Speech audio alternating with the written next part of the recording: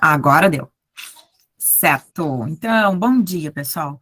3 de setembro, avançamos em setembro, o plano era fechar em agosto.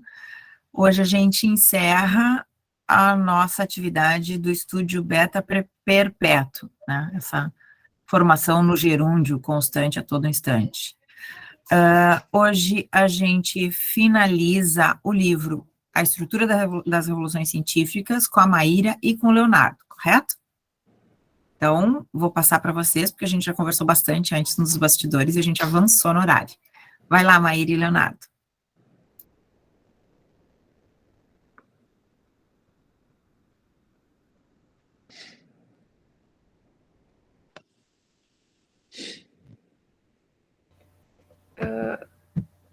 Eu acho que o Leonardo quer começar. Eu vou falar do último, né? Do último capítulo. Tá, então eu vou começar. No capítulo 11, o Thomas Kuhn ele vai falar sobre a resolução de revoluções. O objetivo dele no capítulo é analisar as seguintes questões. Qual é o problema pelo qual um novo candidato a paradigma substitui seu antecessor? O que leva um grupo a abandonar uma tradição de pesquisa normal por outra? A habilidade que os indivíduos proponentes de um novo paradigma têm para aprender e ver a ciência e o mundo de uma nova maneira, ela é facilitada por duas circunstâncias ausentes à maioria dos outros cientistas. A primeira invariavelmente tiveram sua atenção concentrada sobre problemas que provocam crises. E a segunda, os cientistas eles são habitualmente jovens ou tão novos na área em crise que a prática científica comprometeu-os menos profundamente que seus contemporâneos, a concepção do mundo e as regras estabelecidas pelo velho paradigma. Quando pratica ciência normal, o pesquisador ele é um solucionador de quebra-cabeças e não alguém que testa paradigmas. O pesquisador ele assemelha-se ao enxadrista, que diante de uma situação problemática ele testa mentalmente os diversos movimentos alternativos. É o que o Thomas Kuhn vai trazer, dizendo assim que as alternativas de acerto feitas pelos enxadristas ou pelos cientistas testam a si mesmas e não as regras do jogo. São possíveis somente enquanto o próprio paradigma é dado como pressuposto. Por isso, o teste de um paradigma ocorre somente depois que o fracasso persistente na resolução de um quebra-cabeça importante dá origem a uma crise. E mesmo então, ocorre somente depois que o sentimento de crise evocar um candidato alternativo a paradigma. Na ciência, a situação de teste não consiste nunca, como é o caso da resolução de quebra-cabeças, em simplesmente comparar um único paradigma com a natureza. Ao invés disso, o teste representa parte de competição entre dois paradigmas rivais que lutam pela adesão da comunidade científica. Então, ele vai trazer que se nos detivermos sobre as teorias filosóficas a respeito da verificação de teorias científicas, veremos que não se busca por critérios absolutos, uma vez que nenhuma teoria pode ter submetida a todos os testes relevantes possíveis. O que os filósofos se perguntam é pela probabilidade da teoria estar correta, dada a evidência existente. Para responder essa questão, uma escola importante é levada a comparar a habilidade das diferentes teorias para explicar a evidência disponível. Entretanto, nas formas mais usuais, todas as teorias de verificação probabilísticas recorrem a uma ou outra das linguagens de observação puras ou neutras discutidas no capítulo 9, que é aquelas teorias que ele trouxe no capítulo 9. Se, como já argumentamos, não pode haver nenhum sistema de linguagem ou de conceitos que seja científico ou empiricamente neutro, então a construção de teses e teorias alternativas deverá derivar-se de alguma tradição baseada em um paradigma. Como tal limitação, ela não terá acesso a todas as experiências ou teorias possíveis. Consequentemente, as teorias probabilísticas dissimulam a situação de verificação tanto quanto a iluminam. O que se dá, então, é que a verificação é como a seleção natural, escolhe a mais viável entre as alternativas existentes em uma situação histórica determinada. Se esta escolha é a melhor possível, isso não é uma pergunta que possa produtivamente ser respondida, pois não dispomos de instrumentos que possam ser empregados na procura de respostas.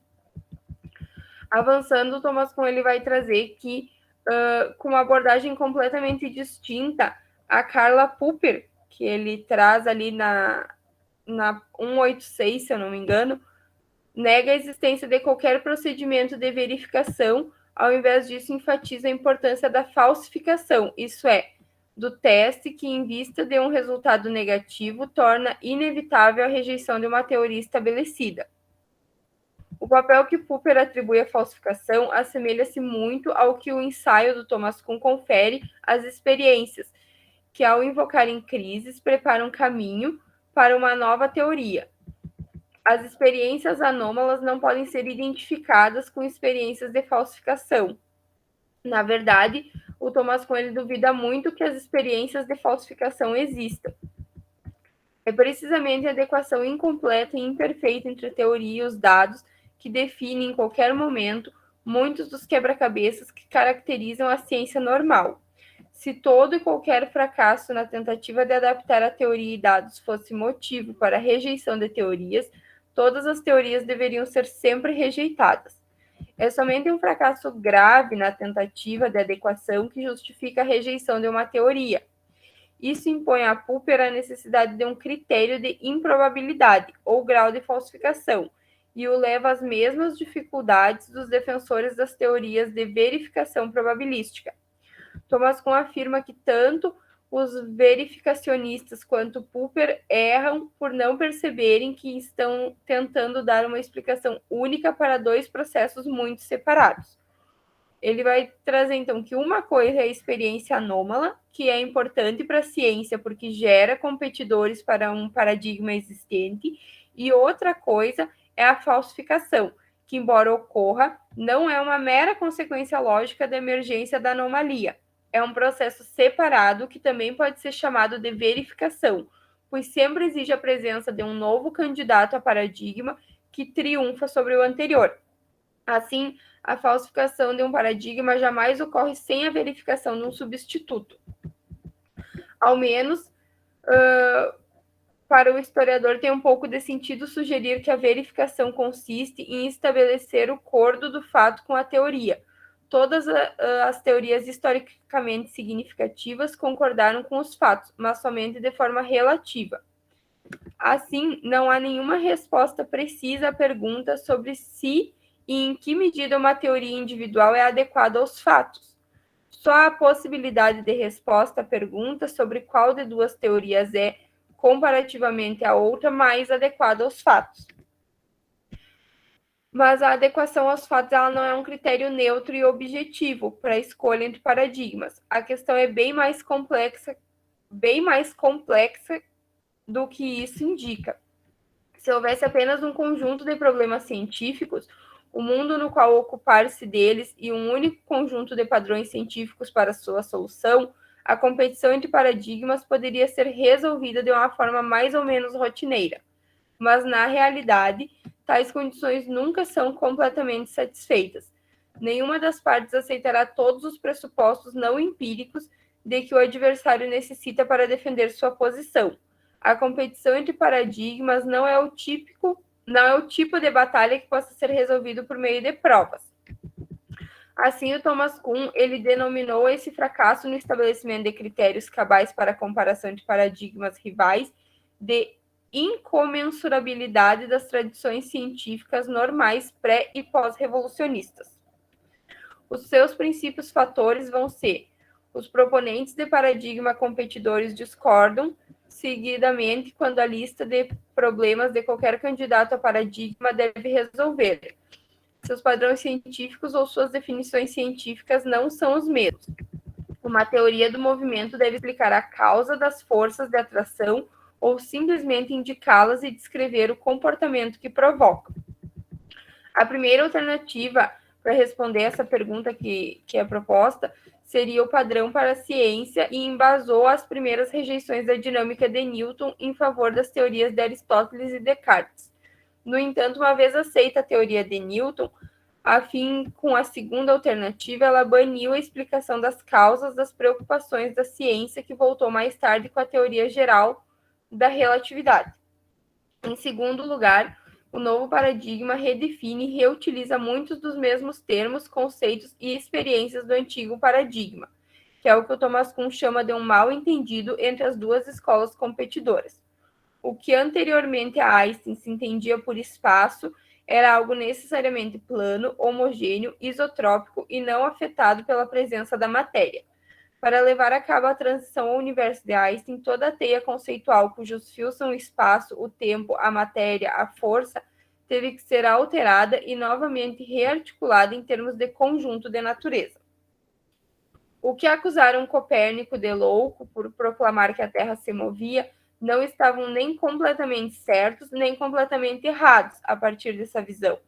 O conceito ptolomaico da Terra dependia dessa situação fixa. Aquela Terra podia se mover às escondidas da nossa capacidade perspectiva. O sentido mesmo dos conceitos terra e movimento foram alterados por Copérnico. Sem tais modificações, conceber a Terra em movimento era uma loucura. Em terceiro lugar, o aspecto mais fundamental da incomensurabilidade dos paradigmas rivais, segundo Kuhn, é que os proponentes dos paradigmas competidores praticam seus ofícios em mundos diferentes. Um contém corpos que caem lentamente, o outro pêndulos que repetem seus movimentos sem cessar. Em um caso, as soluções são compostos, no outro, misturas. Por exercerem sua profissão em mundos diferentes, os dois grupos veem coisas diferentes quando olham para de um mesmo ponto para a mesma direção. Precisamente por se tratar de uma transição entre incomensuráveis, a transição entre paradigmas em competição não pode ser feita passo a passo. Por isso, por imposição da lógica e de experiências neutras. Tal como a mudança de forma visual, a transição deve ocorrer subitamente, embora não necessariamente num instante, ou então não ocorre jamais. Então surge a pergunta, com tantas dificuldades, resta perguntar que motiva as investigações desse capítulo. Como então são os cientistas levados a realizar essa transposição entre paradigmas? Para responder isso, Thomas Kuhn afirma que parte da resposta é a admissão de que eles não são levados de modo algum. O copernicismo fez poucos adeptos durante quase um século após a morte de Copérnico. A obra de Newton não alcançou aceitação geral, especialmente no continente europeu, se não mais de meio século depois do aparecimento dos princípios. Darwin numa passagem particularmente perspicaz, escreveu que, embora esteja plenamente convencido da verdade das concepções apresentadas nesse volume, não espera de forma alguma convencer naturalistas e experimentadores cujas mentalidades estão ocupadas por uma multidão de fatores concebidas através dos anos desde um ponto de vista diametralmente oposto ao meu. Mas encaro como confiança o futuro, os naturalistas jovens que estão seguindo, que serão capazes de examinar ambos os lados da questão com imparcialidade. As transformações de adesão num paradigma ou outro é uma experiência de conversão que não pode ser forçada. A resistência de toda uma vida, especialmente por parte daqueles cujas carreiras produtivas comprometeu-se com uma tradição mais antiga da ciência normal, não é uma violação dos padrões científicos, mas um índice da própria natureza da pesquisa científica. A fonte dessa resistência é a certeza de que o paradigma antigo acabará resolvendo todos os seus problemas e que a natureza pode ser enquadrada na estrutura proporcionada pelo mesmo modelo paradigmático.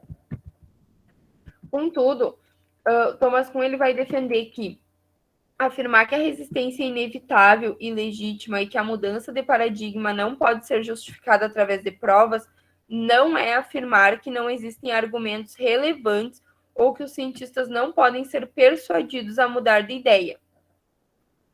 Essas conversões muitas vezes ocorrem mantendo ainda a nossa pergunta original. Que espécie de resposta podemos esperar? Nossa questão é nova, precisamente porque se refere à técnica de persuasão ou o argumento e contra-argumento em uma situação onde não se pode haver provas, exigindo precisamente por isso uma espécie de cientistas que ainda não, de estudos que ainda não foi empreendido pelos cientistas. Contudo, o Thomas Kuhn ele deixa esse problema para o capítulo final e propõe por hora, no capítulo 11, examinar alguns dos tipos eficazes de argumentos para a mudança paradigmática. A alegação isolada de que o novo paradigma é capaz de resolver os problemas que condizem o paradigma antigo à crise é, sem dúvida, o argumento mais eficaz para a mudança paradigmática. Copérnico alegava ter resolvido o problema da extensão do ano no calendário. Newton ter reconciliado a mecânica terrestre com a celeste. Lavoisier ter resolvido os problemas da identidade dos gases e das relações de peso. Einstein tem tornado a eletrodinâmica compatível com uma ciência reelaborada do movimento. Se o novo paradigma for quantitativo, mais preciso que o anterior, essas alegações têm grande poder de convencimento. Contudo, alegar ter resolvido os problemas que provocam crises raras vezes é suficiente por si mesmo, e nem sempre são alegações legítimas. A teoria de Copérnico não era mais precisa que a de Ptolomeu e nem conduziu a nenhum aperfeiçoamento imediato do calendário. Além desses argumentos relativos à habilidade dos paradigmas comprometidos para resolver problemas, há outros argumentos que o autor traz. Raras vezes completamente explicitados que apelam no indivíduo ao sentimento do que é apropriado ou estético. A nova teoria é mais clara, mais adequada ou mais simples que a anterior. Até Kepler, a teoria copérnica não aperfeiçoou os procedimentos planetários de Ptolomeu. Mesmo na área da crise, os opositores do novo paradigma podem legitimamente alegar que ele é pouco superior ao seu rival tradicional, para o qual sempre há esperanças de uma rearticulação que resolva os problemas críticos. Os defensores do velho paradigma também podem apontar problemas que eles próprios não enfrentam, mas que afetam exclusivamente o seu rival novo. Os vários argumentos contra Copérnico são um exemplo disso. Daí ele vai trazer o argumento da torre, paralaxe, das estrelas. Assim, em resumo, se um novo candidato a paradigma tivesse que ser julgado desde o início por pessoas práticas que examinassem tão somente sua habilidade relativa para resolver problemas, as ciências experimentais muito poucas revoluções de importância teriam experimentado. Junta-se a isso os contra-argumentos gerados por aquilo que acima chamamos de incomensurabilidade dos paradigmas, e as ciências poderiam não experimentar revolução de espécie alguma. Assim, Thomas Kuhn afirma que a questão mais fundamental no debate entre paradigmas não é a habilidade relativa de resolver problemas, mas a questão é saber que paradigma deverá orientar no futuro as pesquisas sobre problemas. Esses argumentos mais subjetivos não justificam completamente a mudança paradigmática, mas para que o paradigma possa triunfar, é necessário que ele conquiste alguns adeptos iniciais que o desenvolverão até o ponto em que argumentos objetivos possam ser produzidos e multiplicados. Mesmo esses argumentos, quando surgem, não são individualmente decisivos, já que os cientistas são homens razoáveis, um ou outro argumento acabará persuadindo muitos deles, mas não existe um único argumento que possa ou deva persuadir a todos. Mais que uma conversão de um único grupo, o que ocorre é uma crescente alteração nas distribuições de adesões profissionais. E com isso eu encerro o capítulo 11. Na verdade, foi bem difícil para mim a compreensão desse capítulo e eu precisei voltar nele muitas vezes, porque vai trazer ideias que talvez a gente, no direito, acabe não tendo muito contato. E ele traz muitas questões de ciências que, para mim, elas acabam sendo bem novas. Até eu acabei indo para o Google, pesquisando um pouco, para ver se conseguia ter uma compreensão melhor para passar para vocês. mas confesso que eu ainda vou precisar ler muitas e muitas vezes para tentar compreender. Parece que cada nova leitura que a gente faz, a gente entende um pedacinho que não tinha conseguido entender antes. Eu não sei se todos tiveram essa mesma dificuldade, mas para mim assim foi o que mais me marcou da leitura, que como ela traz um mundo novo que a gente não está tão habituado no direito, isso parece que acabou sendo uma dificuldade muito grande. E passo a palavra para o Leonardo. Bom dia, gente, tudo bem? A Maíra falando agora sobre dificuldade, eu me recordo da minha primeira apresentação no Frones, que foi o Tecnodiversidade, né, do Yuki Rui. E eu tenho certeza que a apresentação, a minha fala naquela vez foi horrível, né? Mas, como a professora disse, a gente escreve um texto, ficou bom, né? Quando a gente passa um tempo, vem olhar, não estava tão bom assim. Então, acho que com a questão da fala, eu acho que é mais ou menos isso. E o Tecnodiversidade também era uma leitura bem difícil, mas aquele episódio passou e vamos em frente. Então, eu fiquei aqui de expor para nós aqui o capítulo 12 do livro, né, que ele vem finalizando o livro, e ali ele lança muitas perguntas nesse capítulo para deixar mesmo a reflexão, né? O ensaio, ele diz que ele ensinou, ele falou sobre paradigmas durante todo o livro, né? E nesse último capítulo, ele vem e eu fiz algumas marcações no meu livro também, e eu vou falando conforme o que eu consegui coletar, assim, de ideias e de informação aqui, né? Então, ele fala da ciência, e ele, como a Maíra já falou, ele não fala do direito, né? Ele fala de uma ciência mais voltada para a física, mais voltada para as outras áreas. Mas eu tentei trazer aqui para a nossa área, né? Que é a ciência social, que a gente estuda aqui, que a gente pesquisa. A Maíra falou sobre o jogo de xadrez e o quebra-cabeças. Já começo por aí, porque assim, ó, ele diz no livro que frequentemente quem estuda a ciência social já tem um resultado da pesquisa, né? Sabe onde quer chegar, é uma tendência a isso. E o jogo de xadrez e a montagem do quebra-cabeças expõe basicamente isso, né? O quebra-cabeças, primeiramente tu olha a imagem e tu sabe o que tu quer montar. Então tu começa montando aquela imagem para te chegar no resultado. E o jogo de xadrez não, né? São duas pessoas que estão uma contra a outra ali, e tu não sabe como que é o teu adversário, como a outra pessoa vai movimentar o jogo, movimentar as peças, e aí tu não tem uma linha para ti, tu não tem uma técnica, né? Tu tem as regras do jogo, mas tu vai jogar conforme o teu adversário se comporta. E ele fala isso sobre a ciência. E ele menciona que o estudo social, e que a ciência em si, o cientista ele é muito preocupado, né, com o resultado da ciência. Diferente, isso voltando para a física, voltando para essa área que ele se aprofunda mais. E daí ele cita dois exemplos.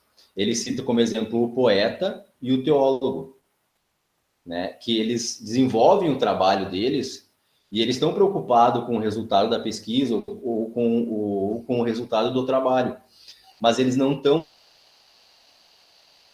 que esse trabalho vai ter na sociedade. E talvez a ciência ela tenha esse impasse, né? O que a sociedade vai pensar? Aí falando em ciência social, falando da nossa ciência, eu vou citar um exemplo aqui que eu não estudo, não sei, é um exemplo bastante aleatório, que a gente ouve bastante nas universidades, né? Eu vou escrever sobre o aborto, por exemplo. Né? Eu estou pesquisando sobre o aborto e eu começo a escrever sobre o aborto, só que eu sei o que eu quero concluir na minha pesquisa. Né? Em determinado momento da minha pesquisa, eu sei que eu quero falar que o aborto ele deve ser regularizado no Brasil, por exemplo, por isso. Né? Esse foi o entendimento que eu tive, né? Que daí a gente está pesquisando e a gente sabe onde quer chegar.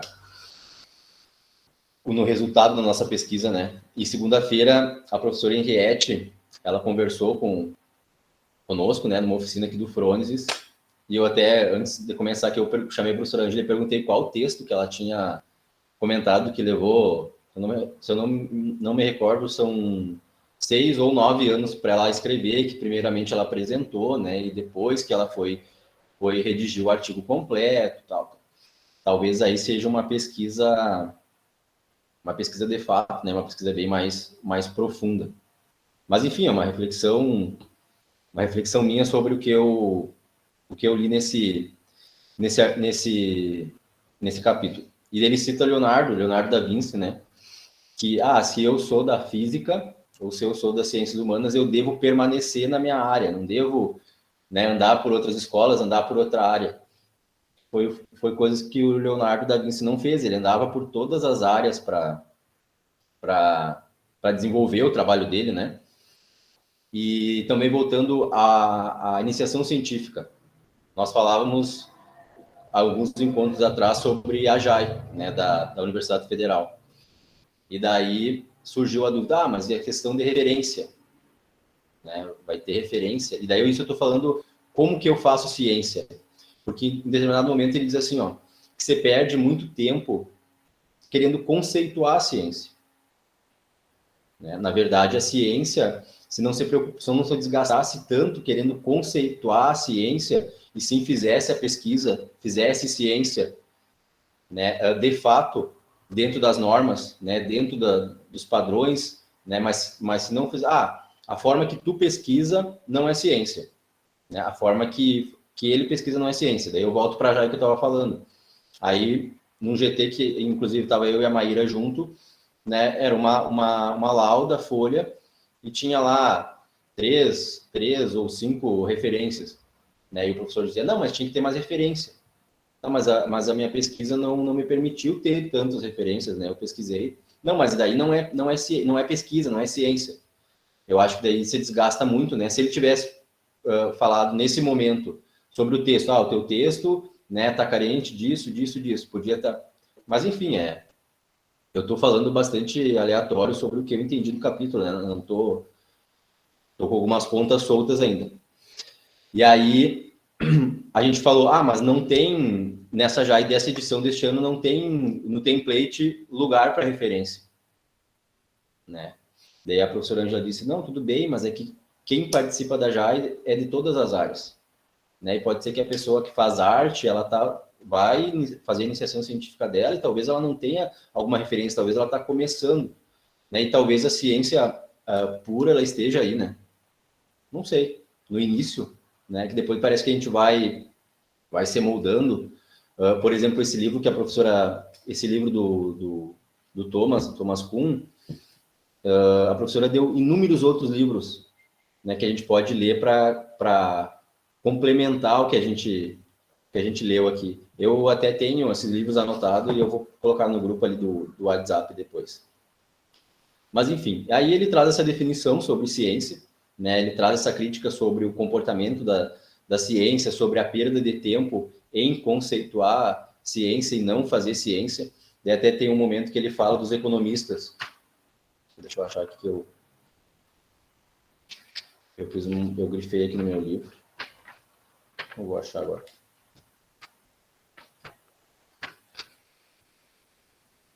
Daí ele fala dos economistas. Os economistas sabem o que é ciência ou será que estão de acordo a respeito da economia? Essa é uma das perguntas que ele lança. Dentre tantas outras perguntas que ele faz, e algumas eu anotei aqui, né, que a gente pode desenvolver aqui o nosso diálogo para debate e depois, né? Ele coloca, porque o empreendedorismo científico progride regularmente utilizando meios que a arte, a teoria política ou a filosofia não podem empregar? Por que será o progresso uma prerrogativa reservada quase exclusivamente para a atividade que chamamos ciência? Perde-se muito tempo tentando achar características necessárias ou desnecessárias. Daí é o que ele fala da ciência, né? Que perde muito tempo, característica necessária para a ciência, característica desnecessária.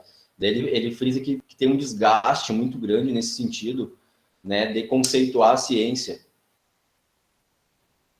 Pode uma definição indicar-nos se o homem é ou não um cientista? Eu posso definir a pessoa se ela é ou não uma cientista pelas características dela? Daí, por que minha área de estudos não progride do mesmo modo que a física? Né? Só que esse livro ele já tem já é um pouco mais antigo, né? E eu, no achismo mesmo, eu acho que a física, obviamente eu não estudo física, né? Mas talvez naquele período a física ela progredia bem mais, a gente tinha uma visão maior. Não estou dizendo que o direito não progride, não é isso. O direito progride bastante. Um campo de estudo progride porque é uma ciência ou é uma ciência porque progride? Né? Ele lança essas perguntas porque no final do livro ele não traz uma resposta, ele deixa essas reflexões mesmo para a gente refletir junto, né? E enfim, buscar outras leituras como umas que a professora Ângela já indicou. Aí a última pergunta que ele faz lá na última página: o que deve ser o mundo para que o homem possa conhecê-lo? Né? Aí ele termina e diz que ele não tem uma resposta concreta sobre isso, né? Ele tentou trazer os paradigmas, explicá-lo da melhor forma. Ele disse que o ensaio, eu achei ele bem, como é que eu posso usar a palavra? Eu achei ele bem realista, né? Quanto ao estudo dele, ele disse que foi a melhor forma de explicar os paradigmas, enfim. E ele traz nesse último capítulo essa reflexão sobre ciência, né? E aí sobre o paradigma a gente tem aquele medo de quebrar paradigmas, né? E daí ele fala assim, ó, a ciência para o cientista ela é mais ruim, ela é mais difícil, tu tem mais retorno negativo do que retorno positivo, né? E daí no retorno positivo ele comenta, nenhum cientista fala do retorno negativo, né? Que tem da ciência, que tem da pesquisa, enfim. Eu até trouxe em tempos de tecnologia, né? Na época que ele escreveu o livro não tinha, mas ainda o livro é atual, acho que é atemporal. Em termos de tecnologia, a gente vive de memes e de card, de Instagram e de Twitter, enfim, eu trouxe uma imagem, eu vou tentar compartilhar aqui sobre isso, né? Sobre a dificuldade que a gente tem deixa eu ver se eu vou conseguir compartilhar. Dificuldade que a gente tem de quebrar paradigmas e de querer ver algo. Não sei se está aparecendo. Vai aparecer. E aí a gente se pega nisso, né? É hora de assistir um filme repetido porque não confio em filmes que eu não conheço, né? Eu acho que se enquadra nisso também. E daí sobre eu tenho bastante medo de fazer essas ligações, né? Mas eu acho que aqui é a hora de errar e a professora Ângela e o professor Medeiros aí vão falar se eu posso estar falando uma bobagem, mas quando eu estava lendo o livro, eu estava refletindo sobre ciência, né, e sobre por que a gente pesquisa e por que a gente está num grupo de pesquisa no sábado, né, que podia estar fazendo qualquer outra coisa, mas eu acho que todo mundo que está aqui é por prazer mesmo e por querer melhorar como pessoa, como a gente já falou. O que a gente quer na ciência, né, produzir ciência. E aí eu me remeti àquele livro de Maquiavel, O Príncipe, que ele fala sobre os príncipes e os reinados, né? Como que um príncipe consegue se manter sendo príncipe, né? Se ele é príncipe porque ele recebeu o reinado do pai dele, né? Esse reinado ele pode se desmoronar facilmente, né? Pode ter um golpe, enfim. E se esse príncipe ele conquistou, ele lutou, ele batalhou, ele foi até o povo, né? O reinado dele vai ser bem mais forte, né? Eu faço essa interlocução pela ciência mesmo, porque a gente está fazendo ciência aqui, né? Eu vejo como ciência, e depois a gente vai estar numa sala de aula, numa profissão, numa atividade bem difícil, né? Que a gente tentar levar para as outras pessoas o que a gente consegue aprender de ciência, né? Mas se a gente for raso, e ele fala sobre isso também, ele fala, a ciência ela tem que ser profunda ou ela tem que ser ampla, né? Se a gente for raso, se a gente não conseguir desenvolver um raciocínio, um estudo, né, talvez a gente não consiga se manter onde a gente quer chegar. Foi essa essa ligação que eu fiz com esse livro do Maquiavel. Eu tenho medo de fazer essas ligações, confesso, porque às vezes entra em conflito algum autor com outro, né? Mas eu me arrisquei aqui e a professora Ângela e o professor Medeiros que podem dizer, não é legal fazer isso, mas enfim, eu acho que essa era a minha fala, né? Vamos abrir para discussão nesse baita sábado de sol aqui para nós, né? Vamos lá. Valeu, pessoal. Obrigado pela atenção.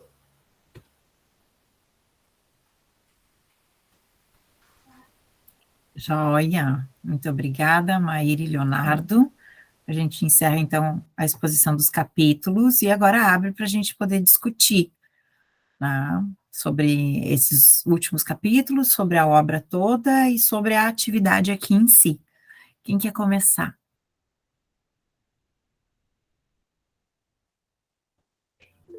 Eu acho que a questão dos paradigmas, ela vai um pouco além, no sentido de que para te aceitar um novo paradigma, muitas vezes tu precisa ter despido o paradigma que tu acreditava antes. Eu acho que essa é uma grande dificuldade humana, é tu largar crenças que tu tinha para assumir novas crenças. Porque ali tem uma parte que ele fala assim que no início a arte e as ciências não eram divididas, que ali quando ele traz Da Vinci, no capítulo 12 ali do Leonardo, ele vai falar que Da Vinci ele migrava entre artes e ciências e que depois começa essa divisão. Eu noto que essa questão do paradigma ela é muito difícil nesse ponto. As pessoas têm uma dificuldade muito grande de adotar novos conhecimentos, de adotar coisas novas no geral à vida, mas principalmente no conhecimento. Muitas vezes tu teve apegado àquilo, pode ser que a tua vida inteira tenha sido aquele paradigma, e aí em algum momento tu precisa adotar um novo. E isso não só na pesquisa como na vida inteira, mas na pesquisa em si eu tenho notado muito com a questão do mestrado. O mestrado, ele abre horizontes, ele te expande, e tu é submetido ao tempo inteiro a novos paradigmas, tu começa a adquirir novos conhecimentos, e algumas coisas que tu via de uma forma e acreditava naquilo, começa a mudar a tua percepção. E aí talvez precise ter essa humildade de se despir e desapegar a crenças e paradigmas anteriores para começar a adotar e reconhecer novos. É isso, prof. Te dou a palavra, qualquer coisa me corrige. Joia. Quem mais? Vamos ver o que mais sai aí antes de eu falar. Eu achei bem interessante ali que foi levantado com a questão da dificuldade dos termos, né? E realmente, quando a gente sai do nosso círculo de conhecimento, às vezes a gente tem uma baita dificuldade, e é importante também a gente pensar sempre numa apresentação, tentar traduzir isso quando a gente sai um pouco assim do círculo que a gente está falando, para quem está ouvindo também, né? Aconteceu uma situação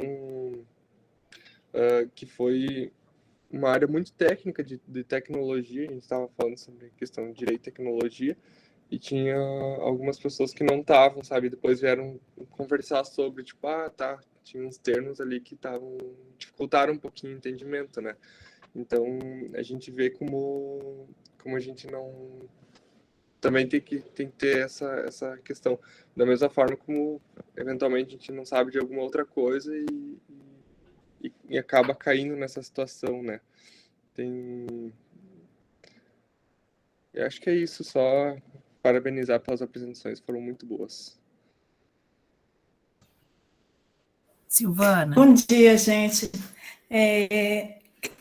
Parabéns mais uma vez para a Maíra e para o Leonardo. Eu creio que cada vez que houve a apresentação de cada duplo, cada trio, mais coisas vêm às nossas cabeças. E aí, nesse momento, a partir das falas da Maíra e do Leonardo, eu me lembrei muito da fala da professora Henriette. E, nesse momento, parabéns, professora Ângela, Thaís, Henriette, queremos mais, né? Esses momentos maravilhosos. Não que esse também não seja, todos são, mas realmente foi espetacular a oficina. Então, quando a professora Henriette, associando já a gente na seara do direito e da literatura, quando ela associou um conto de Machado de Assis e chamou a atenção do caráter histórico do Tribunal do Júri, naquele momento, vamos lembrar um pouquinho que mulheres não participavam, quem era o Tribunal de Júri naquele momento histórico, que Machado de Assis, né, escreveu o conto. Então, e hoje, no desenvolvimento, naquele momento, o paradigma do Tribunal de Júri era naquele contexto, com aquela formação, com aqueles perfis. Passando a linha do tempo, se Machado de Assis, vamos dizer que ele conseguisse estar hoje entre a gente e fosse escrever, né, dentro do seu realismo, a concepção do seu conto do Tribunal de Júri. Seria, com certeza, um novo olhar, um novo paradigma. Eu creio que do pouquinho que também, viu, Maíra, é difícil também a compreensão, ler e reler. Eu acho que a professora Ângela, ela desafia a gente, mas a gente aceita o desafio, viu, professora Ângela? Para a gente ler e fazer as releituras, né, com uma nova dinâmica, um pouquinho que a gente fala, o outro fala, a gente vai no Google, a gente pesquisa, a gente interage aqui no grupo, e assim a gente vai avançando nas compreensões. Esse é um processo, né? Nós estamos aqui todos aprendizes sempre. Então, o que eu quero dizer, fechando, assim, vamos dizer, uma consideração ou um parêntese a partir do que foi apresentado hoje. Quando ele nos traz, me chamou muita atenção, que ele chama muito, enfatiza muito esse caráter ahistórico, né, e que nos impõe essa dissociação das revoluções científicas, o que ele chama de revoluções científicas, da gente ir só nos manuais, ou só se prender a obras, ou a só ou caráteres filosóficos que nos dissociam desse nosso tecido histórico. E nós sabemos que, dentro das ciências sociais, ao mesmo tempo que nós somos observadores, nós somos sujeitos também inseridos na história. Eu creio que desculpa a expressão, quando ele saiu do mundo da física e foi para o mundo das ciências sociais, ele pirou o cabeção, viu, gente? Essa é a minha impressão, desculpe aí. Obrigada.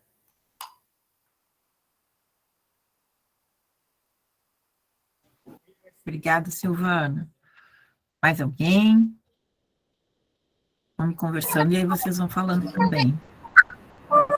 A gente fechou o livro agora e quer falar, Medeiros?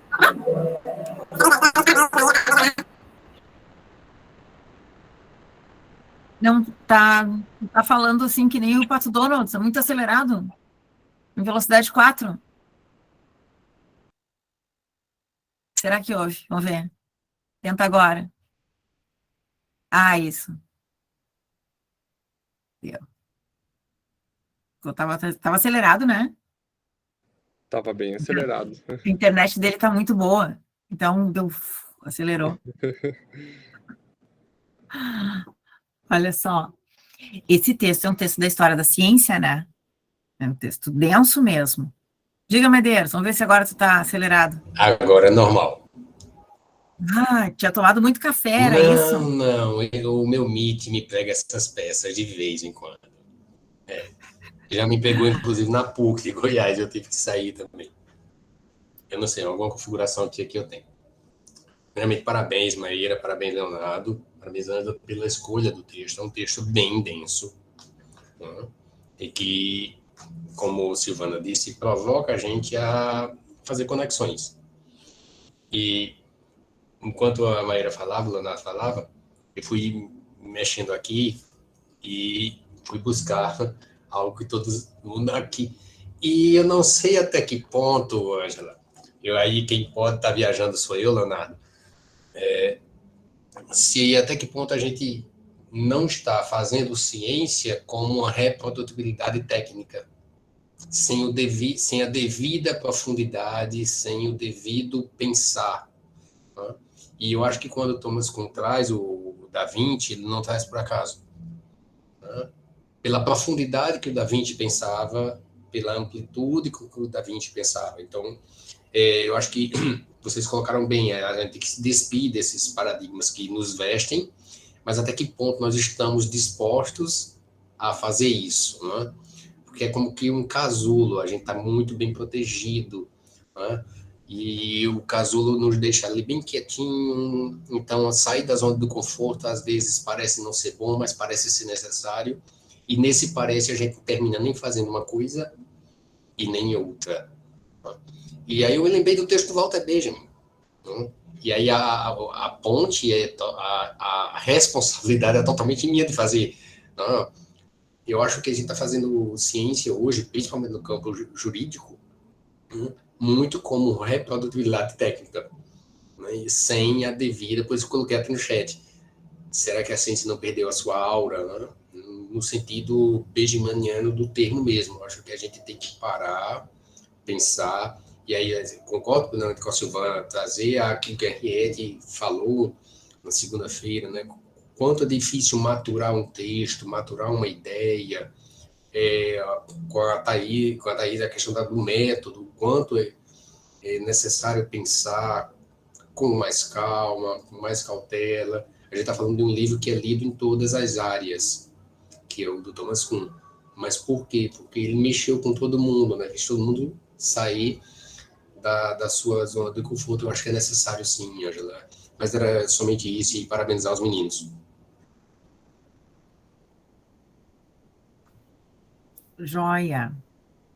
Boa conexão essa com o texto da reprodutibilidade técnica do Benjamin. Achei ele aqui também. Dá para fazer boas conexões, sim. Na verdade, essa coisa da cópia, né? Até que ponto cópia é produção e cópia é crime, né? A gente podia pensar em plágio também de ideias, como a gente faz ciência em cima de plágio, né? A arte em cima disso também, enfim, a gente entra para um outro aspecto.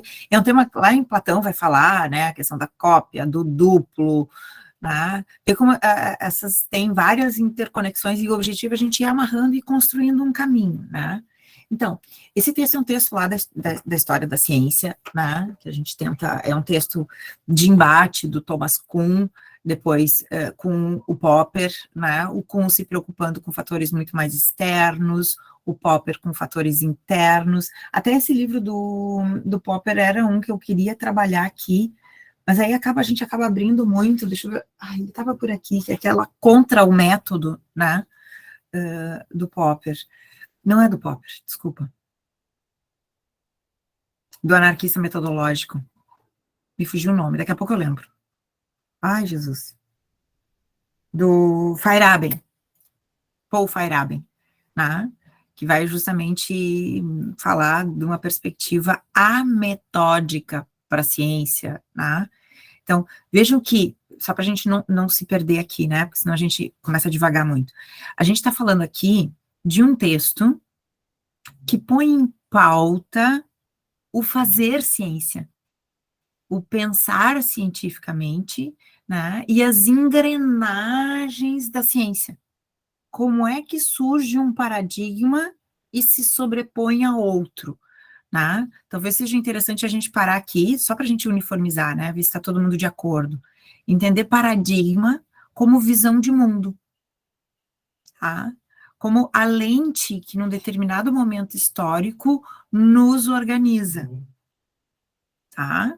Isso não quer dizer que seja melhor, pior, defasada, retrógrada, é uma visão de mundo, é um paradigma, né? Vejam, a gente constantemente está fazendo aplicações de um paradigma, tá, a um contexto. Veja, acho que a Silvana falou, né, recuperou lá, o Leonardo também, a oficina de segunda-feira passada, quando a Henriette apresentou aquele texto dela sobre as questões teóricas e metodológicas, e usando muito o texto do Surge-se o Gordo, do Machado, e muito do texto recuperava a história do Tribunal do Júri, né? Então, como a gente verifica o que era júri, quem eram os jurados, a gente pode fazer o mesmo tentando recuperar o conceito de democracia, né?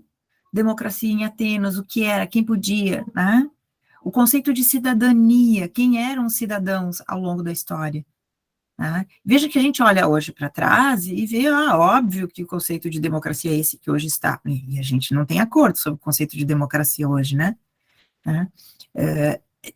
E aí, a hora que a gente olha para trás, a gente pensa, opa, significa que isso que hoje eu tenho, talvez eu não tenha adiante, talvez eu redefina isso.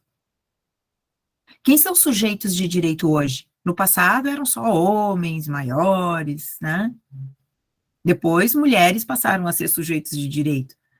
Na antiguidade, em Roma, bom, um homem devedor poderia entregar sua esposa e filhos para quitar suas dívidas. Por quê? Porque a família era considerada um bem, um objeto. Né? Hoje, nós tratamos o meio ambiente, os animais, também dessa forma. E a gente está pensando e questionando sobre isso. A gente já tem projeto de lei tramitando, a gente já tem um precedente do STJ nesse sentido, né? Eu não sei se isso é bom, se isso é ruim, se isso é evolução, se isso é retrocesso, se isso é loucura. Não sei, não importa também o que a gente pensa essencialmente sobre isso. Mas a gente está observando aqui um olhar de análise, de compreensão de como as engrenagens da história se movimentam. Né? Quais são os paradigmas que nós estamos dispostos a alterar? Ou não, enquanto sociedade? Isso nos dá um certo protagonismo, né? Uma certa atenção a isso, ou seja, uma responsabilidade sobre quais paradigmas a gente vai abandonar ou não. Né?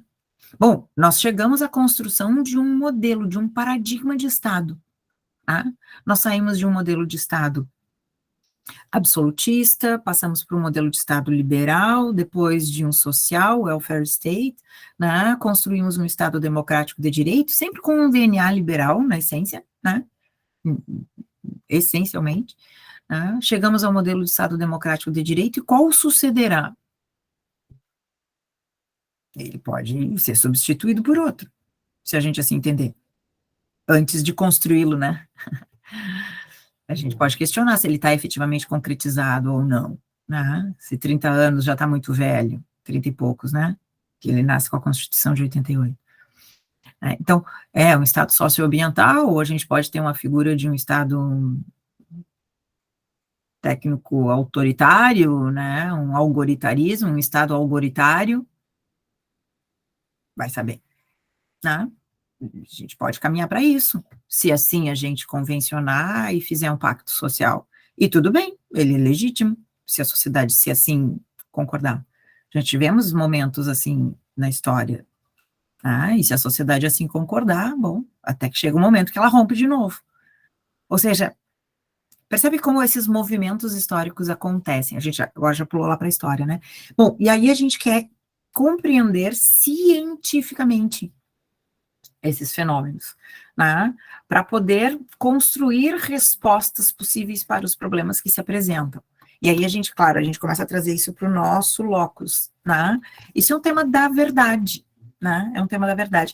Semana passada, retrasada, acho que o Rodrigo Rodrigues colocou um texto. Esse aqui, ó. No fundo, quando a gente está falando sobre revoluções científicas, a gente está falando sobre verdades. O que é verdade em um determinado momento, e se é que a verdade única e absoluta existe. Tá? Ele colocou um texto que é bem bacana, gente, bem bacana. Esse aqui, ó, ele colocou esse texto, sobre falar merda. Em tempos de pós-verdade, de fake news, é bem interessante. É um textinho bem pequenininho, ó. É o mesmo autor desse texto aqui, ó, sobre a verdade. É o Harry Frankfurt, é um dos mais lidos, está sempre nos tops, né, do New York Times, são textos bem curtinhos, para a gente problematizar esse tema, que é um tema sempre de qualquer tema de pesquisa nosso. Tá? Toda vez que a gente está pesquisando, tá, a gente tem uma pretensão de verdade naquilo. Eu estou pesquisando para encontrar uma resposta, e essa resposta é a resposta certa para o meu problema de pesquisa. Toda vez que eu estou defendendo uma ideia, eu estou buscando um argumento válido para aquela minha pergunta. Tá? Então, alguns autores, ao longo da história, se dedicaram a pensar sobre como eu chego à verdade. Ou como eu chego, depois a gente abandona o conceito de verdade, né? Como eu chego a um conhecimento válido. Tá? A Thaisa falou na oficina dela sobre essa questão de que na pesquisa a gente vai se perder ou para aspectos formais, ou para aspectos metodológicos, ou para aspectos epistemológicos, né? E, na verdade, a gente tem que transitar por todos eles, né? E voltar para dentro do nosso... Vou usar essa palavra, tá? Ela é péssima, mas para a gente entender da factibilidade. Para o nosso objeto de pesquisa. Talvez seja melhor falar do nosso locus de pesquisa, que é o direito. Tá? O nosso locus de pesquisa é o direito. E a gente pode olhar para ele, e deve olhar para ele, com um olhar essencialmente interdisciplinar. Mas a gente precisa entender que existe uma forma de comunicar isso, aceita pela comunidade científica, acadêmica, que a gente tem um caminho para fazer isso, né, já validado por outros, que seriam as metodologias, né, e a gente está construindo uma forma de enfrentamento, epistemologicamente falando. Né. Aí o Thomas Kuhn vem e apresenta o quê? Ele vai dizer, ó, os paradigmas, eles se sucedem ao longo do tempo. Né, e eles são, à medida que esgotados, substituídos por outros. Então, ele nos apresenta de uma forma, né, inclusive usando metáforas, né, do quebra-cabeça, né, a figura do jogo de xadrez, que vários outros teóricos e filósofos já utilizaram também. Né? Ele nos apresenta essa superação de paradigmas, que quando um paradigma não dá mais respostas, ele precisa ser superado. Né? E existem revolução das revoluções. Né? Então, são movimentos da história, e ele apresenta uma compreensão teórica, né? E que, na verdade, o cientista, ele deve se comportar muito mais como um enxadrista, no trecho que a Maíra apresentou, né? Ou seja, o cara que está ali jogando xadrez, pensando no movimento que ele vai fazer, porque ele não sabe o desfecho, não sabe o desfecho, tá? E enquanto que a manutenção do status quo pode estar, né, e ela é complexa também, ela pode ser como o jogador do quebra-cabeça, que eu tenho um modelo, né? O quebra-cabeça, eu tenho um modelo, e eu vou replicar aquele modelo. Posso fazer um quebra-cabeça cegas, né? É mais ou menos quando a gente tenta fazer pesquisa sem ler, né? Fazer pesquisa sem ler é como montar um quebra-cabeça sem a foto, né? Eita, é mais difícil ainda, né? E no final, enfim, às vezes não consegue montar. Mas, enfim, para não escapar, não me perder nas metáforas. Então, e aí quando a gente aplica isso no direito e na própria, eu não queria entrar nisso aí, mas aí seria assunto lá para a oficina, né, que aqui é do Beta Perpétuo, é uma abordagem diferente para a gente não se perder, né? Mas o objetivo aqui, quando a gente traz o Thomas Kuhn, é pensar quais são os modelos paradigmáticos que hoje operam no direito. Se a gente conectar o Thomas Kuhn, por exemplo, com aquela abordagem que o Gerli Nunes faz, né, no processo democrático, que o Pedron vai fazer lá no Teoria Geral dele, né, de que os ecos do Estado, né, ressoam, né, atuam no direito. Então, que tipo de direito tem o Estado liberal? Que tipo de direito tem o Estado social? Que tipo de direito tem o Estado democrático de direito? Que tipo de direito tem esse momento histórico que nós temos? Né? Claro que não é sempre uma correspondência exata, né? E a gente começa a perceber mudanças de paradigmas quando esses modelos se esgotam. Hoje, eu não consigo dar conta juridicamente da complexidade social pelo meu modelo anterior. Tá? O avanço tecnológico, demandas sociais, emergência de novos direitos, eu não estou conseguindo mais dar conta, a gente está brecando, né? A gente está bugando. Então, a gente tem que, ou a gente vai renovar o paradigma dominante, fazendo uns puxadinhos nele, ou a gente vai ter que abandonar ele, né? superar esse modelo.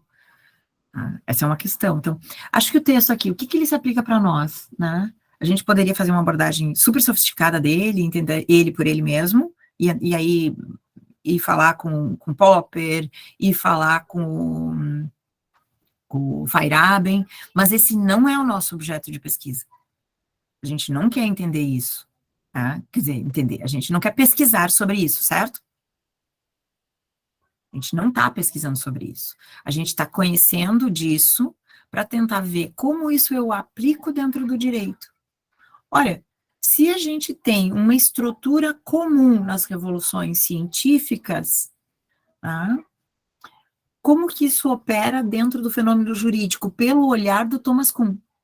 É ele o meu referencial. Se eu vou usar o Popper, é de outro jeito. Se eu vou usar o Feyerabend, é de outro jeito. Será que o Thomas Kuhn combina com essa perspectiva que a gente faz, aproximando teoria do processo de teoria do Estado, tá? Como o Gerli faz, tá? E a gente entende que mudando os paradigmas de Estado, eu mudo também os paradigmas do direito e, consequentemente, também o paradigma do processo? E se é assim, o que está esgotado no modelo jurisdicional atual e o que está sendo apontado? E aí eu começo a fazer a pesquisa sobre isso. Tá? Mas aqui sempre agora para usar Popper, sempre é erro e tentativa, tá? A gente está testando esses argumentos e conhecendo esses autores, e ver se a gente vai aplicar, se não, mas é um autor que a gente está conhecendo. A Maíra fez ali, compartilhou no chat, um fichamento dela, né? Isso é uma coisa bem bacana da gente ir fazendo, né? Ela colocou lá trechos, né, literais do livro, com os lugares para, né, daquilo que mais chamou a atenção dela, do texto, né, para poder voltar, né? Que seria a estrutura para o Kuhn, e a estrutura é o paradigma dominante, né? É o paradigma dominante. Tá? Tanto que eu usei muito isso lá na minha tese, muito, né? Que a gente falava a partir do próprio vídeo, né? E eu defendo veementemente, essa é a estrutura da ideia da refundação da jurisdição. Que todo problema hoje que a gente vive, né, a crise do direito, mas especialmente aquilo que me interessa mais, é o que eu pesquiso, a crise da jurisdição, não é um problema de função. O judiciário funciona muito bem. Ele funciona muito bem para aquilo para o qual ele foi forjado, criado. Ele funciona, inclusive, quando não funciona, né? Para usar entre aspas, aqui, o funciona no sentido leigo mesmo, né? Ou seja, ele funciona, inclusive, quando é moroso, ele funciona, inclusive, quando ele erra, ele funciona, inclusive, quando ele politiza, ele está funcionando muito bem para o paradigma para o qual ele foi forjado, tá? E eu entendo que o paradigma do processo ainda não é um paradigma de um Estado democrático de direito. A gente está em transição. Ele não é. Eu entendo que o Estado democrático de direito é um paradigma em emergência. Ele não é o paradigma dominante. Tá? Para usar o Boaventura de Souza Santos. Ele é um paradigma emergente. Ele está ainda, inclusive, com o conceito dele sendo definido. A gente está construindo isso. Tá? Então, se ele está funcionando, qual é o problema do processo, da jurisdição latino-americana, brasileira especialmente? É um problema de estrutura. Tá lá, se vocês quiserem ler na tese, tá lá escrito isso, e tá escrito em vários outros, é um problema de estrutura fundacional. Por isso que não adianta a gente fazer reformas da jurisdição.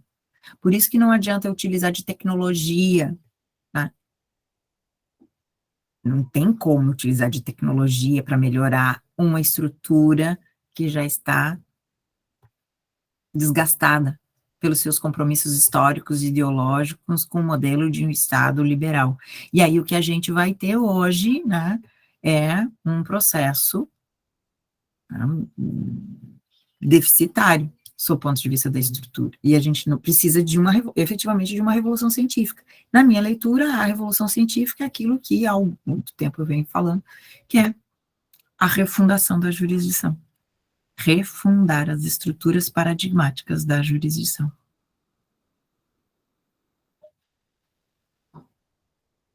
E aí isso passa por uma série de questões, desde o ensino jurídico, passando pela compreensão de uma perspectiva lá no penal, né, eminente repressora e não restauradora, dentro do processo civil, uma perspectiva, né, de prevenção e não só de reparação. O modelo neoliberal repara, monetiza, né, então eu reparo o dano, ok, deixa que viole, eu reparo, né? No penal, a vítima não é necessariamente um problema no penal.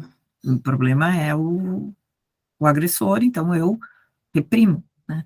Não que isso não tenha que acontecer, não estou usando aqui uma perspectiva abolicionista, não que isso não tenha que acontecer, mas percebe que uma nova forma de dar respostas à demanda da contemporaneidade é outra, né?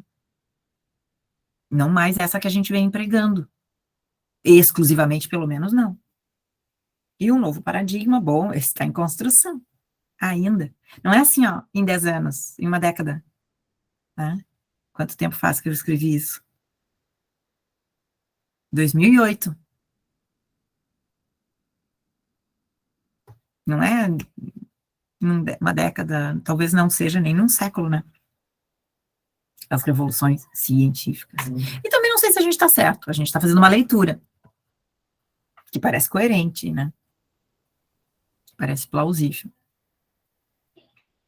Que a gente está testando com argumentos. Né? Deixa eu ver o que mais que eu tinha anotado aqui. E sobre a complexidade do texto, né, que a Maíra reforçou lá e vocês todos falaram. Sim, o texto é difícil, é complexo, para a gente falar um pouquinho da questão do enfrentamento de um texto, né?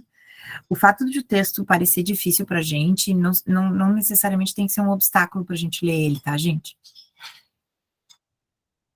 Então, ler, ok, ele vai ficar aí guardadinho, não está entendendo direito, daqui a pouco as coisas funcionam, e aí esses momentos são para a gente testar mesmo, né, e conversar sobre o que não entendeu, o que entendeu, o que acha que entendeu, e o que desentendeu. Enfim, querem falar alguma coisa? Me perdi aqui no argumento, dei uma viajada, acho que fugi do foco, mas enfim. É para isso, né? Isso é um beta perpétuo, é em constante formação. A gente está testando aqui as nossas leituras e compreensões. E, de uma certa forma, experienciando. O que foi que o Leonardo falou? O Leonardo falou ali da questão da ciência, o que pode ser ciência. E ele puxou para a questão de um formalismo da ciência, e que a ciência pode estar onde não é ciência. Foi isso que tu falou, Leonardo? Ou eu entendi isso? Porque, eu acho que é relacionado daí a senhora começou a fala dizendo das cópias, né? Eu ia puxar isso no Medeiros, né? Daí eu acho que é mais ou menos isso. Que parece que a iniciação científica, obviamente também não sei se é o certo, né? Estou falando a minha interpretação sobre o que eu li ali. Talvez a iniciação científica, a gente está falando das referências, enfim, ela seja uma pesquisa, digamos, mais pura, né? Talvez uma inocência que tu está pesquisando e tu está indo, né? Não tem um ponto para que tu queira de fato chegar, tu está pesquisando aquele assunto, né? E daí tu vai deixar não como o quebra-cabeças, né? Tu viu a imagem, tu vai replicar a imagem, né? Tu vai jogar o xadrez e se movimentar conforme a necessidade. Eu acho que é mais ou menos isso. Tá, boa. Porque, na verdade, aqui, o que a gente está fazendo aqui, né? Essencialmente, o que é isso aqui que a gente está fazendo, né? Se encontrar, pensar sobre os textos, discutir, elaborar um projeto, construir, né, uma pesquisa. O que é isso, né? Pode vir a ser ciência. Né?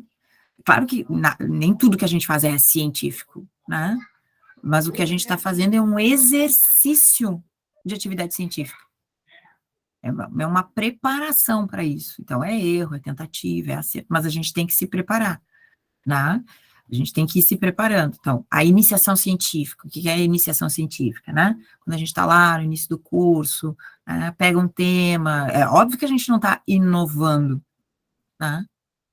Às vezes pode, tá, gente? Às vezes pode. Mas a gente vai percorrer outros caminhos, né? A gente vai ler textos que já foram pesquisas construídas, vai ler mais outra, vai acompanhar a evolução, né, para ir tentar compondo esse grande quebra-cabeça. Como criança, né? Começa com aquele quebra-cabeça de 4 peças, né? Depois vai para 6, depois vai para 8, depois vai para 12, até que você chega lá nas 10.000 peças, que é bem difícil. É muito difícil reproduzir ciência, gente. É muito difícil reproduzir um paradigma. O problema é quando a gente faz isso sem perceber, aí sim, quando ele automatiza, né? Agora, quando a gente quer reconstruir, por exemplo, a gente está reconstruindo o Thomas Kuhn aqui, né? A gente está montando esse quebra-cabeça, ele já fez, ele já percorreu, a gente está refazendo. É bem difícil. Monta o quebra-cabeça aí de 50.000 peças, vê se não é fácil, se não é difícil. Tá? Bom, esse é um tema, né? Assim, percorrer caminhos já trilhados, tá? E na iniciação científica, a gente percorre caminhos já trilhados. Para quê? Para entender como é que se deu aquilo, tá? Então, quando eu quero... Como é que eu sei como fazer um artigo científico? Lendo artigos científicos. Como eu sei como é preparar um seminário? Assistindo seminários. Tu vai reproduzindo. E lá pelas tantas tu pensa, mas será que eu não posso fazer diferente?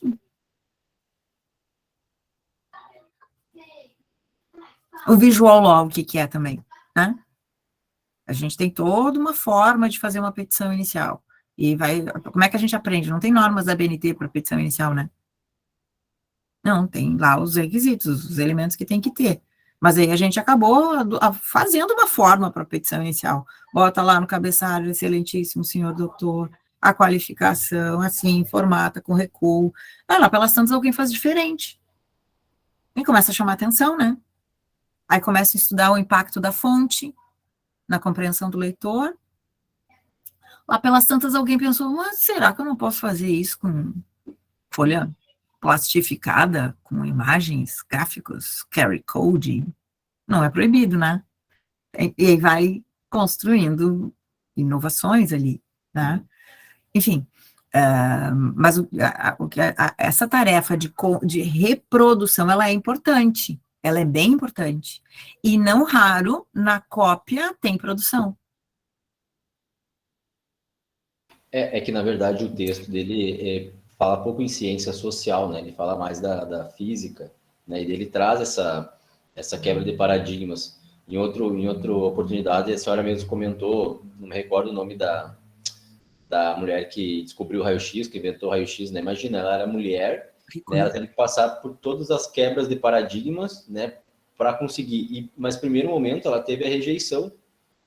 Acontece isso, como a senhora falou, vou peticionar. Aí eu inicio no escritório. Né? Digamos que o escritório que eu iniciei, né, a atividade da advocacia, peticiona de uma forma. Aí, o que é a dificuldade da gente peticionar diferente? Né? Eles vão aceitar a forma que eu peticiono? Eu vou ter coragem, vou conseguir enfrentar, né, para me dizer, não, mas por que tem que ser assim? Né? Por que eu tenho que peticionar dessa forma? Por que eu não posso peticionar de outra forma? Não, daí vem, porque sempre foi assim, entende? Talvez, o que pode acontecer, sei lá, sim, sempre foi assim, né? E quem pensar diferente vai apanhar bastante, isso ele fala também, né? Que a pessoa, ela mais recebe pontos negativos do que positivos. Aí depois se deu certo, beleza, deu certo, tudo bem. Né? Mas daí o cientista, ele não... E ele tem medo, o cientista, e ele fala, cientista mesmo, assim, do que a sociedade vai pensar, do que a repercussão social vai ter sobre aquilo, né? Se ele extrapolar, quebrar o paradigma, se ele fizer diferente, né? Daí eu falo que o exemplo que eu trouxe, ele diz, mas o poeta e o teólogo, eles estão preocupados com o estudo dele, mas eles não estão preocupados não estão tão preocupados com a repercussão da sociedade, né? Porque a poesia ela vai ser escrita igual, teve uma aceitação, beleza, né? Vai lá ler a poesia, né? Quem se interessa de fato. Então não precisa uma aceitação daquele trabalho dele. Eu acho que é mais ou menos isso, mas eu acho que é a mesma linha, professor, ele tá falando. Agora, tu estava falando, o cientista, nem todo pesquisador é cientista. Todo cientista é pesquisador, né? A gente tem que cuidar. Agora, tu projetou uma imagem, deixa eu projetar outra aqui, ó. Às vezes a gente tem que cuidar para não fazer isso aqui, ó. Deixa eu ver se é isso aqui. Tá no WhatsApp. Onde é que eu vou achar? Deixa eu tentar de novo. Acho que não é uma janela. Aqui, ó.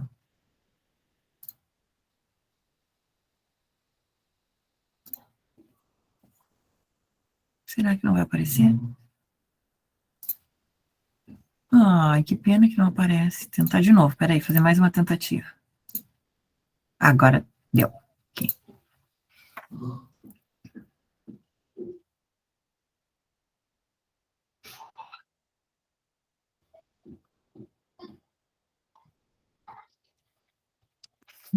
Viram? Criadores inovam e lançam a xícara para canhota. Boa, né? Muito boa. Tem que cuidar para não fazer isso em pesquisa, gente. Só que a gente só sabe isso, é a revolução das xícaras. A gente só sabe isso depois de percorrer o caminho que outros já trilharam. Aí vem o pessoal e diz, nossa, eu tenho uma ideia revolucionária, ninguém pesquisou sobre isso. Quantos textos tu já leu? Não, eu li tudo que saiu lá no Conjur. Então, essa revolução, quando a gente fala em revolução, parece que é um negócio assim, uau, né? Não, às vezes é só uma forma de categorizar, é uma forma de expor um texto, né? É uma forma de ser compreendido. A gente tem muito essa ideia de inovação tecnológica, né? E mesmo na tecnologia, gente, as atualizações, às vezes é só né? Claro que tem coisas que são, mas se a gente, é que quando chega para nós, né, já chega assim, né, mas as revoluções, elas vão sendo muito, muito, muito silenciosas. E na pesquisa, sim, a gente consegue fazer micro-revoluções, assim, é um argumento, é um insight, só que tu tem que pegar isso, entender que isso é diferente, só que como é que tu sabe que aquele argumento é um argumento diferente? Depois de testar. Às vezes é porque tu trouxe lá de uma outra área, por isso a interdisciplinariedade é importante. Trouxe lá de uma outra área e colocou aqui que ninguém tinha feito. Mas você só vai ter como saber isso se, né? Se ler e depois comunicar, né? Porque pode passar no meu filtro de leitura. Eu não li sobre isso. E aí eu vou para... Vamos falar nas proporções, né? Aí eu vou para uma amostra de iniciação científica. Aí eu falo. E aí um colega lá que ouviu, o professor que avaliou, vai trazer um outro elemento. Tá? Ou na qualificação do meu projeto. Não, eu vou lá, fiz o meu rastreio. Aí, se passou no filtro da minha pesquisa, talvez não passe no filtro da avaliação. E assim sucessivamente. Aí eu publico. Né? Aí eu publico. Né? Ou encaminho para uma revista. Toda vez que eu encaminho para uma revista, ela é meu artigo. Por isso que o artigo vale muito mais do que o livro, né? O livro tu paga e ele vai ser publicado. Tranquilo. Só pagar ele vai ser publicado. Né? O artigo não. Né? O artigo tem vários filtros, é muito difícil e mesmo assim passa muito artigo ruim, né? Mas eu publico a minha ideia. Eu acho que ela é excelente, fiz toda uma trilha, fiz todo um caminho, publico ela vai para 2 avaliadores que não sabem quem é o autor do texto, e o autor do texto nunca saberá quem foram os avaliadores do texto. Aí examina que, ó, passou por 1, passou por 2, mandou corrigir, ou não mandou, enfim, aí o texto é publicado. Então, passou pelo primeiro filtro, que foi os avaliadores. Né? E aí ele está na comunidade. E aí está na comunidade, vários outros pesquisadores, ou estudiosos, ou enfim, vão ler, E aí vão bater no texto, né? Ou vão incorporar o texto às suas pesquisas. E aí né? Aí tem uma pesquisa que vai se sobrepondo à outra. Tá? Então, o desafio todo nosso aqui no grupo, né? É tentar conhecer esses textos, né? Aqui no grupo, no Beta Perpétuo em especial, esse espaço do Beta Perpétuo é para isso, para a gente dissecar, para a gente pensar sobre o que a gente está fazendo, ver que a gente não tem uma temática aqui, né? É o pensar sobre esses movimentos científicos. A gente leu antes o Tecnodiversidade, a gente leu antes o Direito Corvo, a gente leu antes o quê? O que a gente leu? A aula do Barthes, o que a gente leu antes? Acho que o primeiro, que não tinha ainda o nome de Beta, era o Elogio da Literatura, do Bauman. Quando estourou ali a pandemia, foi o primeiro que a gente leu. Ainda nem tinha o nome de Beta, depois que surgiu o nome do Beta, né? E aí a gente leu a aula, a gente leu o Tecnodiversidade. O que mais que a gente leu? Me perdi agora. Mas foi esses aí, né? Não tinha uma temática, né? Mas tinha essa coisa da gente, sabe, essa coisa bem do gerúndio ali que o Rafael lembrou, né, do constante, do beta perpétuo, de estar sempre em formação, pensando sobre o nosso fazer científico, sobre o nosso fazer pesquisa, né. Às vezes a gente não entende bem, mas depois cai a ficha, né. Então, esse é o objetivo aqui. Eu acho que ele foi atingido, né. A gente conheceu mais um autor, referenciou vários outros autores, né, de modo que se você quiser pensar mais sobre a história da ciência, né, de como que se dá essa busca pela verdade, né, a gente tem um debate bem importante, né, que eles vão divergir, do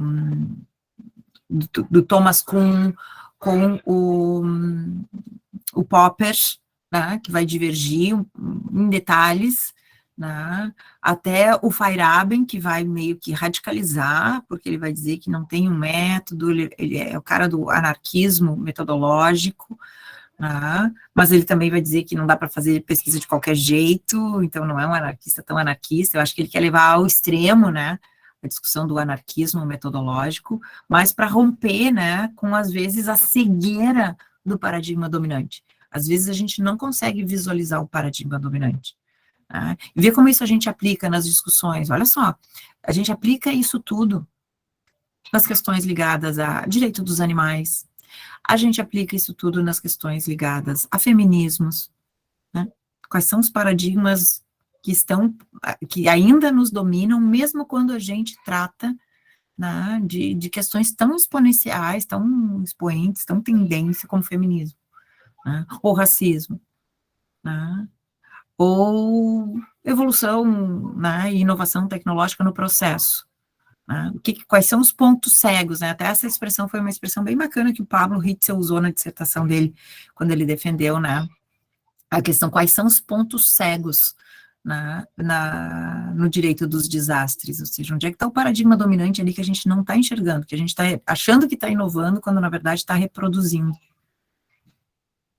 Porque tem isso, né, eu posso achar a xícara para o canhoto, né, mas eu também posso não verificar que aquela xícara ali, ela virou um vaso. Ou seja, é uma inovação, né? Quer dizer, agora não é mais tanto, mas essa tendência da arte, né, de como a gente customiza os elementos. Enfim, eu espero que a atividade tenha sido, assim, de alguma forma gerado algum impacto na formação de vocês. Lembrando que o que a gente está falando aqui é meramente tentativa, a gente pode ter falado um monte de bobagem, e tá tudo bem, né? Porque é só uma tentativa, é um beta perpétuo, né? Então, a gente gravou para depois poder se olhar com o tempo, né? E ver com esse distanciamento também. Eu acho que isso é uma coisa bacana, assim como a gente lê um resumo que a gente já apresentou, né? E vê que a gente avançou um pouquinho, né? Ou não, a gente se admira e diz, nossa, olha só que bacana, como é que eu consegui fazer isso naquela época? Então, acho que essas coisas também são boas. E se acompanhar, né? O que o Joel escreveu ali? que a gente não vê também está lá. Temos os resultados negativos, os falsos negativos da IA. Tá sempre lá, tem os falsos negativos. E, enfim, se alguém quiser falar alguma coisa, diga, Medeiros. Bem rápido. Olhando para a imagem que você postou, da xícara, né, eu fiquei pensando aqui nas rampas de inclusão. O que tem de rampa como forma de inclusão social, como que a rampa, que é um mero desenho arquitetônico, fosse a inclusão social, né? Que tem outro conceito, e não de inclusão, mas é lido como inclusão. Mas passa por todos nós, passa por todo mundo, mas foi só para deixar a provocação no ar. Isso aí, tá cheio de coisas assim, né? Por isso que, na verdade, o grande desafio é a gente estar sempre olhando com outros olhos, sabe? É olhar, e aí volta o Leonardo, né, da importância da iniciação científica, que talvez haja muita ciência na iniciação científica, né?